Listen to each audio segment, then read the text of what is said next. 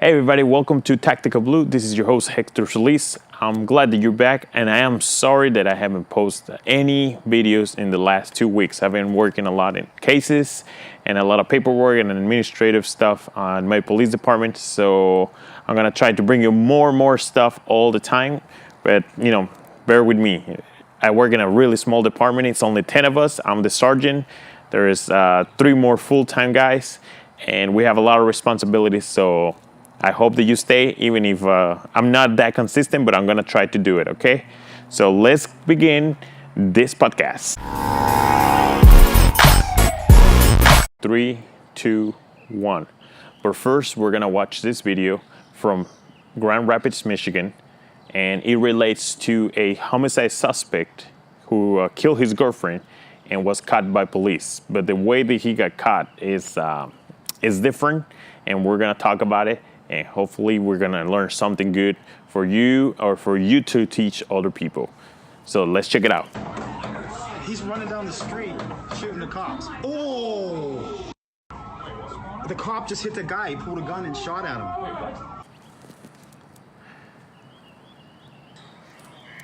So first, what we can see is this is from the news from Fox.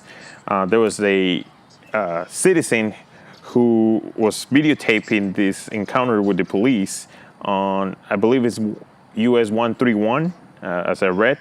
And what we can see is police were they were pursuing this homicide suspect, who eventually got out of the vehicle and started running away from his black and red pickup truck on the middle of the highway. Well, the suspect is holding a handgun and he's shooting towards the police officers. And as you can see in the video, and I'm gonna slow down so you can see the weapon. You can see right there, he's shooting. One of the officers decides to use his vehicle as a weapon to stop the threat. Everything seems so good, right? But let's go through the background and why we can do that. If you ask me, and if you go out there and you run over somebody, and this is the case where he's actually shooting at officers or innocent people, I'll say yes, 100%, but you have to understand why. And you have to understand why because you have to put it in your report when you're writing it. So you cannot just say, well, the person was shooting at my friends and my fellow officers, and I just decided to run them over. All right, so bear with me. I'm gonna be reading from my notes here. So the first case that you need to learn, not verbatim, but you need to understand the meaning and the substance of it, is Graham versus Connor. Graham versus Connor. So this case law relates to the use of force and why you can use of force and the reasons why. So also we have Tennessee versus Gardner, as well as Forret versus Richardson, which implies with the use of force to prevent escape. Now, police can use force to arrest people, even to detain them, but mostly to arrest people. And they have to use reasonable force to execute that arrest. And it has to be reasonable within the parameter or within the circumstances that are happening at the moment. It cannot be a hindsight 2020 where I watch a video and I think, well, he should have done this, the officer should have done that. Well, that's not going to apply in court because, number one, I wasn't there. Number two, I don't have the same training that the officer has. And number three, I have to apply what the circumstances are surrounding that encounter. So as the video show, the officer used his vehicle to stop this person, which in reality is the Fourth Amendment. He's seizing that body and he is you can say arresting the person, which not physically, but the meaning of it.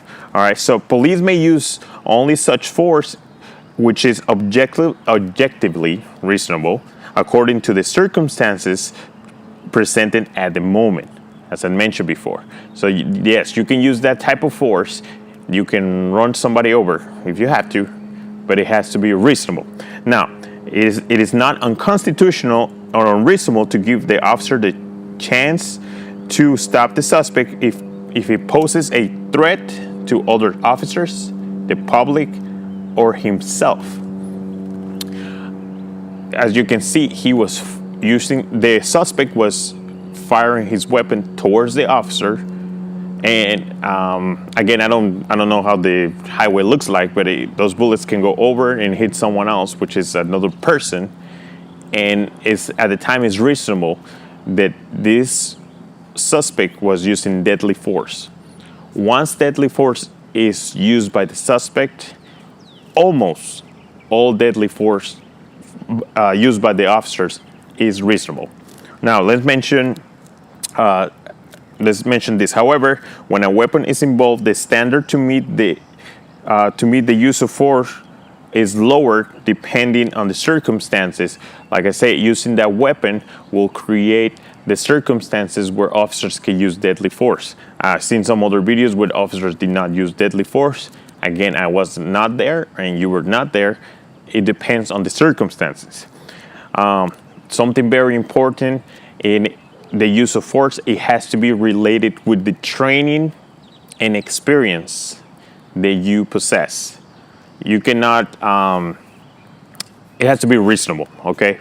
You cannot use a bazooka against a suspect that is shooting at you, all right? Because that is not reasonable, because officers don't, actually, I don't know why would you have a bazooka in your car, but if you do have one, most officers don't have bazookas in their cars, or a tank, or, you know, this is really like far-fetched, but I'm just trying to explain the point.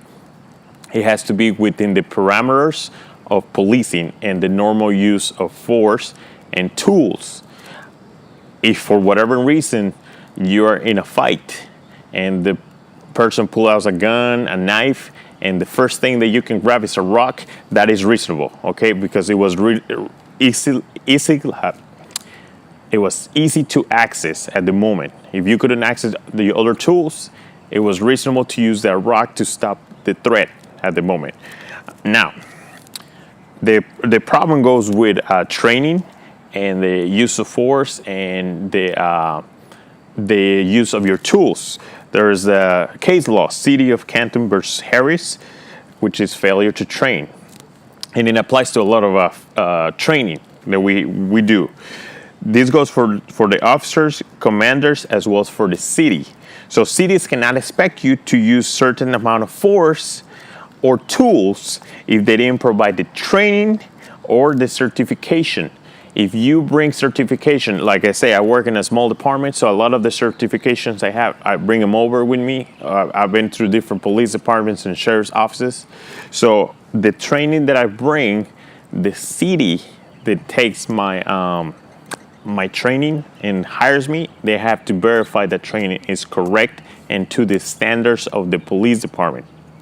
If not, they will have to send me to school and train me again. So the liability goes to the city, to the commander, and finally to me.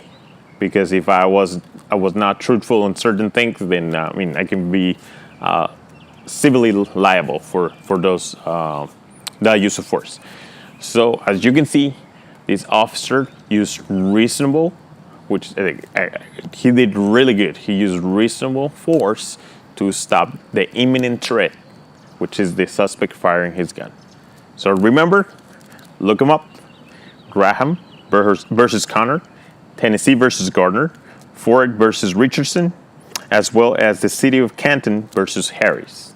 All right, so those are very important case laws that you need to remember and how to use force, because that's the use of force and deadly force in this case. It is reasonable and it will save your life or someone else. Now let's talk about another video that I found on the internet, and this is out of Baltimore. I don't have a lot of details on it, but it is really, really crazy. All right. In this case, use of force was used again, and it was against a suspect who. Let's watch this part of the video. Doesn't have audio due to the 30-second delay in the camera.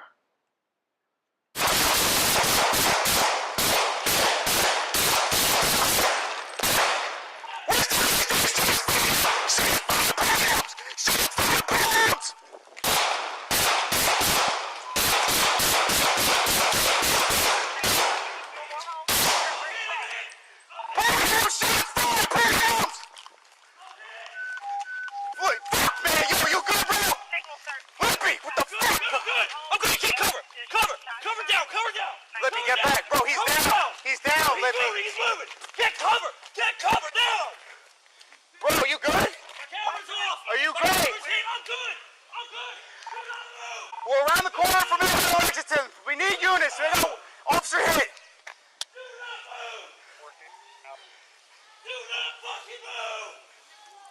Fuck! Back the fuck up right now! We're all good. We have one suspect down.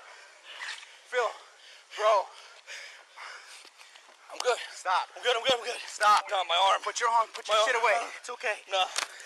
It's okay. Fuck. It's okay. Let me get a freaking medic. I'm good. Put your shit away right now. Dude, get Phil, off. Get off me. Look at me. Get off. Phil. I'm good. Put it away. I'm good, fam.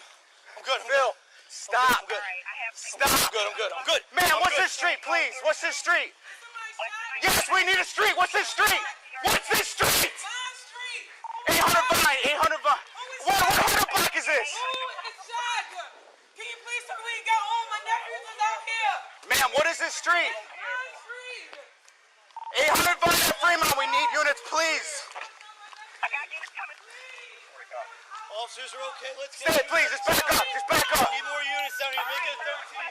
Stop. They're coming. Stop.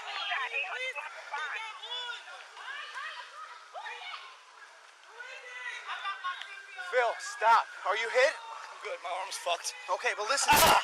Is it through? No. Phil. I'm solid. I'm good. Check it. Get that gun away. Get that fucking gun away. He's still breathing. Get it away. Phil, it's on the back of the car.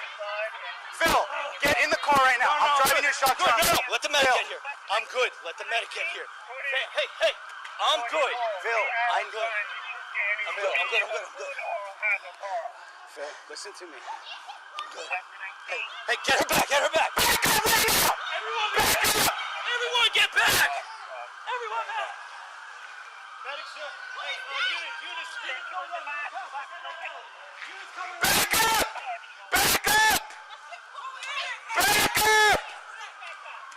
Video. So as you can see the suspect.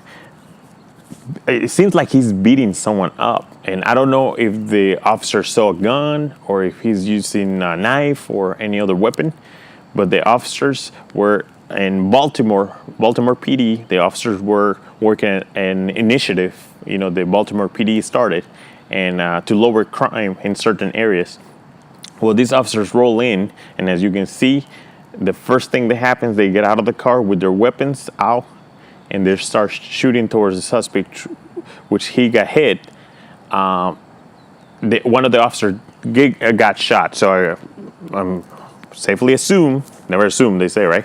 Safely assume that the suspect was probably trying to kill somebody. Because as you can see in the beginning of the video, let me rewind it real quick. So you can see there is the suspect on top of somebody. So the officer shot this guy. Suspect shot one of the officers, and one thing that's very important is the shit goes down fast, and you need to be ready. I guess majority of the training that you receive in the academy goes by, well, you go to a place or you go to a call, you get out of the car, you interact with people, and then people react crazy and they try to kill you. Well, in this case, there was no getting out of the car and talk to people, to the person. The officer got out of the car and then they start shooting right away. That can happen. You need to be ready. One important thing is your seatbelt. Wear your seatbelt. However, in circumstances like this, I always train my PPOs, my new trainees, to take the seatbelt off before you get to the call. Or if you see some circumstances where you might have to take the seatbelt off fast, I usually put it under my armpit, and I drive this way. Then I just have to click it or hit it one time, and it will swing out, and I can get out of the car. It will not catch any of my equipment. So very important, your seatbelt, take it off, get your gun ready. Remember, get off that car. Get off that car. Do not fight a gunfight inside the vehicle. The windshield bullets are not gonna go through the windshield, and if they do, they're gonna deviate. They're not gonna go the same direction where you're shooting at. So, and it's because of remember the windshield was made for crashes, so it's a little stronger than like a side window. Also, the angle It makes a difference when the bullet hits. So especially if you have Hallam Point, well, that will destroy it right there. So if you can get out of the car and start engaging the threat. Very important. Please, train. All right. Training is very important. Oh man, these mosquitoes are killing me. So apparently they like me. I don't know why, but whatever. So it's important to train mentally, physically, okay, emotionally. If you need to talk to somebody, that's important to get all the stuff that you have inside. You know, we see a lot of crazy stuff, some good, some bad. It's important that you talk to somebody, not just another police officer, but maybe some help, okay? We all need help once in a while. We've seen all crazy shit, so please take care of yourself. Learn case law. It's important because that way you can write good reports, and writing good reports gives you a good background within your department, that you're doing a good job, that you're not, sloppy. It builds good cases if you're working the case all the way to the prosecution, or if you're going to give it to the detective, then detectives can see that you work your case according to standards, like up there, okay? So you're not just lacking and just typing 2-3 lines and boom, there you go. That's really bad. That is half-ass. Never be half-ass in police work. Always do more than what you have to. The same thing when you write an affidavit, put as much evidence in the writing as you can. That way you're never gonna have a judge say, well, I don't know if this applies or whatever.